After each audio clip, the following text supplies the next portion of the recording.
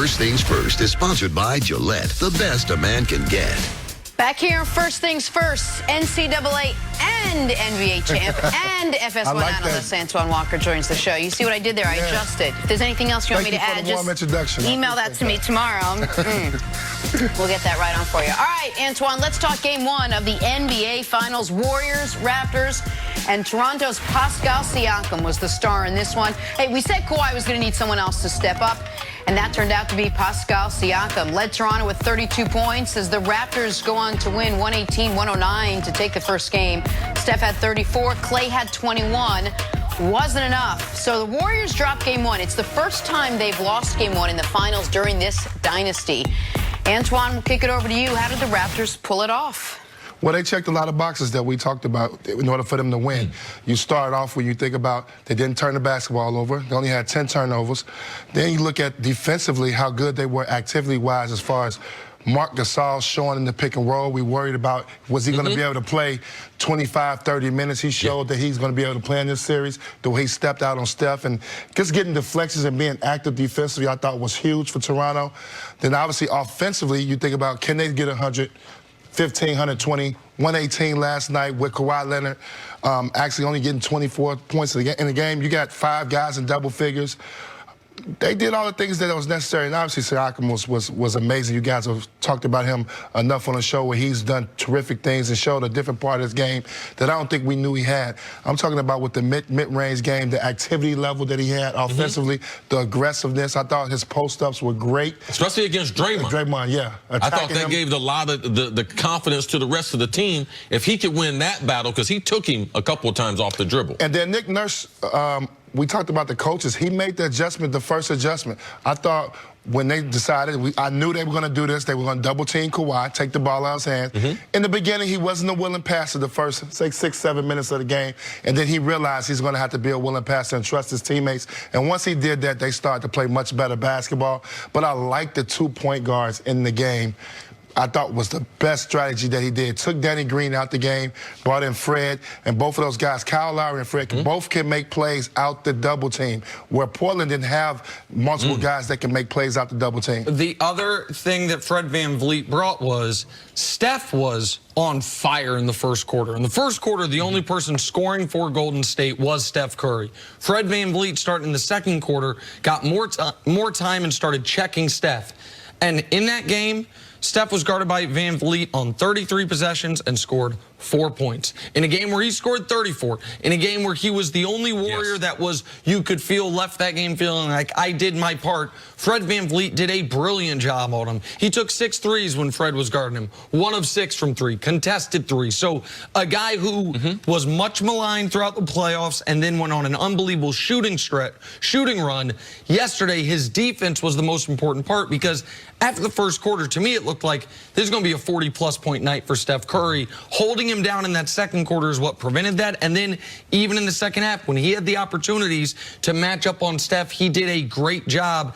And that obviously, everything we're talking about here is a secondary or tertiary storyline too. Pascal Siakam having, as you pointed out, one of the greatest debuts in an NBA Finals ever. You said first guy since Iverson and only the third guy ever, Iverson, Jordan, and Siakam, 35-5 in their first game ever in the NBA Finals. There were a number of things that were fairly shocking. And Marc Gasol, I'm going to start with him because we talked about how effective will he be in this series. Lo and behold, in 3 meetings last year when he was in Memphis against the Warriors, he dropped 27 and 9 and was shooting 62% from 3. So Nick Nurse knew that. So going into the series, we didn't know how much Gasol was going to play, but he did, and he had a positive contribution to the game plan. And the other thing was, how many games did Kawhi Leonard miss this season? 22. 22. And in those games, the team played extraordinarily 17-5. So now in the playoffs, so now they're used to playing without Kawhi. We didn't think that they would need that. But they have a comfort level that if Kawhi doesn't score, last night Kawhi held under 25. He's done that 4 times in the playoffs. They've won every game that Kawhi has been held under the 25. And to me, that comes from the 82-game season where they spent those 20 games without him, where he was a healthy scratch and you could develop character amongst playing with each other. And you could see, even with Kawhi being held down, they were very, very comfortable taking the load offensively. And those 4 games, I want people to know what games they were. It was round 1. Game 3 against the Magic, when the Raptors stole home court back after falling down 0-1 in that series. Round 2, critical Game 5 against Philly. 2-2, we know how important Game 5 is. Round 3, when they could have gone down 3-1 till Milwaukee. Right, Game 4 against Milwaukee, and then Game 1 of the NBA Finals. Those are the 4 times Kawhi has been least productive offensively, and they haven't lost yet. And that's what we talked about, is their role players and their bench players stepping up. There was a stretch where they weren't, and we were like, well, how far can Toronto go if there is no production from their bench? They were deep, and their role players played great. But it also says something about this whole Raptors organization, to have the composure to come out against such an experienced, 2-time defending champion Warriors team and say, oh, the spotlight's not too bright for us. We're going to be just fine, even without Kawhi doing what Kawhi normally does. Well, I think in the beginning of the game, you saw they had some, it was a little jittery, a little nervous. Yes, first play of the game, Lowry threw it. Yeah, and they were playing too fast to me. I thought they was about to get themselves ran out the gym, trying to keep the pace with Golden State, and they kind of caught themselves. Obviously, the fans were terrific, the atmosphere, and usually the role players play better at home in these type of atmosphere, and they did. They do. But one thing Toronto has to continue to do is continue to communicate defensively, because that's the most. I thought they guarded Steph great. Even though Steph's numbers look good, if you know, in the third quarter when they got in the penalty, 6 of those points came just off free throws. So they guarded him really well. I think the whole Steph, the 18 shot attempts, I think was great. Klay Thompson scored a couple of late buckets in the fourth quarter, but they did a great job of limiting those guys' shot attempts. I think that's what really helped them. And you got to remember, the reason why Draymond Green and Andre Iguodala play so well, they played so well against Portland and the last game against Houston.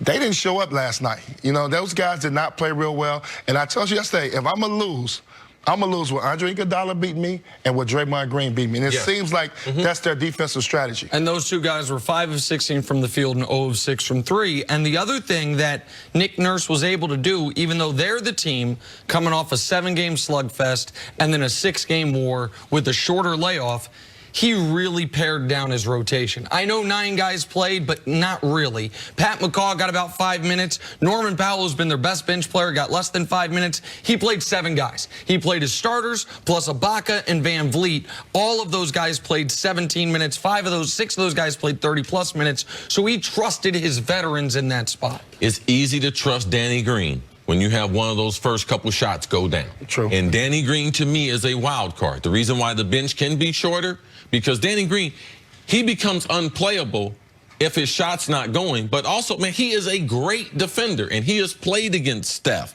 He's played against Draymond, and he is a bigger guard to be able to give those guards problems. So him be able to play effective on the offensive end, that led to him. That's why he got the run that he did in last night's game, playing 29 minutes, and that allows the bench to stay shorter, a bigger body as a 2-guard. Man, Nick Nurse did a lot of good things in game number 1 that I believe are duplicatable going through the rest of the series. All right, speaking of which, we will find out, could the Warriors bounce back in Game 2? We'll talk about that next on First Things First. Nick Nurse got it all started off right with that dope hat he was wearing. Little personal insignia.